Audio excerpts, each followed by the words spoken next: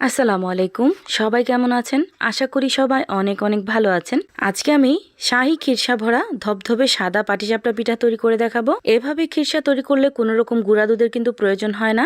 আর কিভাবে এই পাটিসাপটা পিঠাটা তৈরি করলে ফেটে যাবে না আর অনেক বেশি সফট হবে, খেতেও অনেক বেশি মজাদার হবে, সবকিছু নিয়ে আজকের এই ভিডিওটা। এখন কথা না বাড়িয়ে দেখে নেই আমি কিভাবে এই পিঠাটা তৈরি করলাম। প্রথমে একটা বলে নিয়ে নিলাম 1.5 কাপ পরিমাণ আতপ চাল, আর 2 কাপ পরিমাণ নিয়ে নিলাম রেগুলার রান্না করা ভাতের চাল। আপনারা যদি পিঠাগুলো কম করে তৈরি করতে চান তাহলে অর্ধেক পরিমাণ নেবেন। এখন কিছুটা পরিমাণ পানি দিয়ে এই চালটাকে 2 ঘন্টার জন্য ভিজিয়ে রেখে দেব। 2 ঘন্টা পর্যন্ত চালটাকে ভিজিয়ে রেখে ভালোভাবে ধুয়ে নিছি। এখন একটা ব্লেন্ডার জগে নিয়ে একদম মিহি পেস্ট করে আর একটু ঘন করে চালটাকে ব্লেন্ড করে নিব।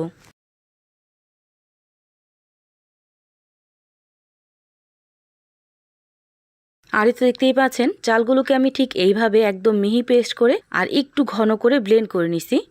এখন একটা বোলে ঢেলে রেখে দেব একটা সাইডে।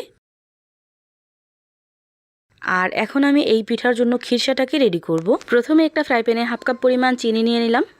এখন এই চিনিটাকে আমি ক্যারামেল তৈরি করে নিব। আপনারা চাইলে চিনির পরিবর্তে খেজুরের গুড় দিয়েও সম্পূর্ণ এই খিরসাটা তৈরি করতে পারেন। আমি অর্ধেকটা চিনি আর অর্ধেকটা খেজুরের গুড় দিয়ে আজকের এই খিরসাটা তৈরি করব। যখনই পারফেক্টভাবে চিনির ক্যারামেলটা তৈরি হয়ে যাবে ওই পর্যায়ে এসে এখানে আমি দিয়ে দিব 2 কাপ পরিমাণ লিকুইড দুধ, দিয়ে দিলাম 1/2 কাপ পরিমাণ খেজুরের গুড়। এখন এই চিনির ক্যারামেল আর খেজুরের গুড়টাকে খুব ভালোভাবে জাল করে নিব। আর জাল করে লিকুইড দুধটাকে একদম পারফেক্টলি ঘন করে নিব।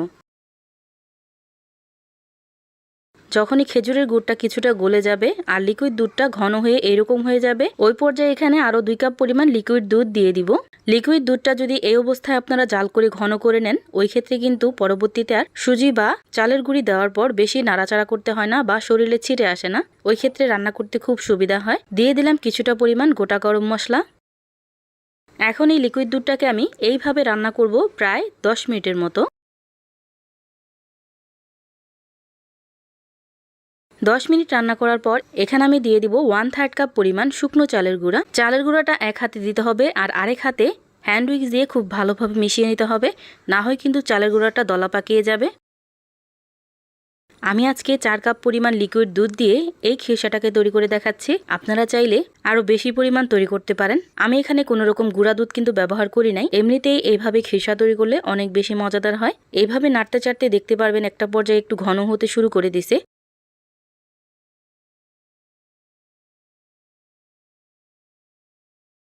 যখনই দেখবেন একদম বড় বড় বাবলস ফুটতে শুরু করে দিছে ঠিক এরকম ওই পর্যায়ে এসে এখানে দিয়ে দিবেন 1/2 কাপ পরিমাণ নারকেল কোড়া।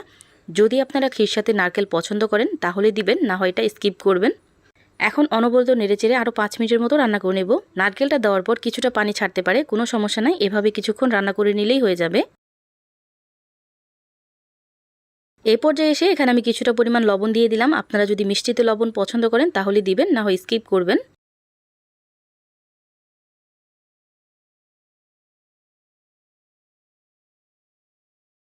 এভাবে আমি প্রায় 5 মিনিটের মতো রান্না করে নিছি। এখন চুলাটাকে অফ করে এই খিরসাটাকে একটা প্লেটে সেট করে নিব।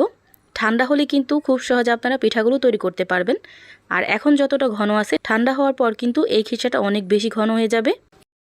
পিঠার জন্য এই খিরসাটা কিন্তু পারফেক্টলি রেডি হয়ে গেছে। এখন আগে থেকে তৈরি করে রাখা সেই চাল বাটার সাথে দিয়ে দিলাম 1 কাপ পরিমাণ চিনি। এখন ততক্ষণ পর্যন্ত মিশিয়ে নিতে হবে যতক্ষণ না চিনিটা একদম পারফেক্টলি গলে যাচ্ছে।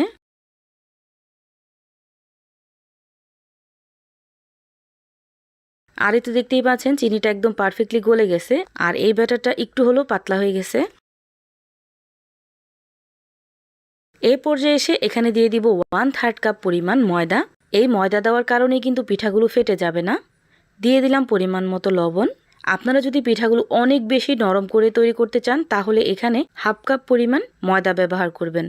আপনারা চাইলে ময়দার পরিবর্তে এখানে আটাও কিন্তু ব্যবহার করতে পারেন। এখন কিছুটা পরিমাণ পানি দিয়ে সবকিছু একসাথে খুব ভালোভাবে মিশিয়ে নিব।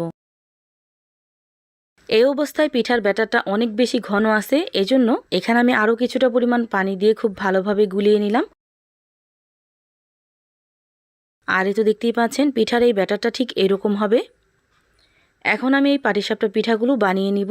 এখানে আমি একটা ফ্রাই প্যান নিয়ে নিছি আর ফ্রাই প্যানে সামান্য পরিমাণ তেল ব্রাশ করে দিলাম।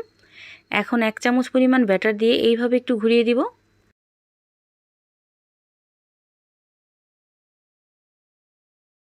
আর ঢাকনা লাগিয়ে অপেক্ষা করব 1 মিনিটের মতো। 1 মিনিট পর উপর দিয়ে আমি খিরসাটা দিয়ে দিলাম। খিরসাটা দিয়ে এইভাবে আমি রাউন্ড করে দেব। এই পাটিসাপটা পিঠা তৈরি করার সময় অবশ্যই চুলার হিটটা লোতে রেখে তারপর পিঠাগুলো তৈরি করবেন, না হলে পিঠাগুলো কিন্তু পুড়ে যাবে। আর এই তো তৈরি হয়ে গেল একটা পাটিসাপটা পিঠা। এভাবে আমি সবগুলো পিঠাই কিন্তু তৈরি করে নেব। পাটিসাপটা পিঠা টেস্টি হবে কি না খিরসাটার উপর ডিপেন্ড করে, এজন্য চেষ্টা করবেন খিরসাটাকে খুব ভালোভাবে রান্না করার জন্য।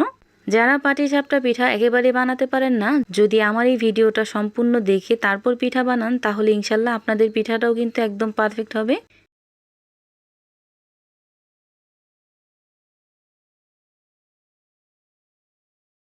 এভাবে আমি সবগুলো পাটিসাপটা পিঠাই তৈরি করে নিছি। আর এই তো দেখতেই পাচ্ছেন কতটা সুন্দর লাগতেছে, মাশাআল্লাহ। বাসায় অবশ্যই একদিন ট্রাই করবেন, ইনশাল্লাহ আপনাদের কাছেও খুবই ভালো লাগবে। এখন আমি এখান থেকে একটা পিঠা আপনাদেরকে ভেঙে দেখাচ্ছি যে কতটা পারফেক্ট হয়েছে। ভিডিওটা আপনাদের কাছে কেমন লাগছে অবশ্যই কমেন্ট করে জানাবেন। সবাই ভালো থাকবেন, সুস্থ থাকবেন। আল্লাহ হাফেজ।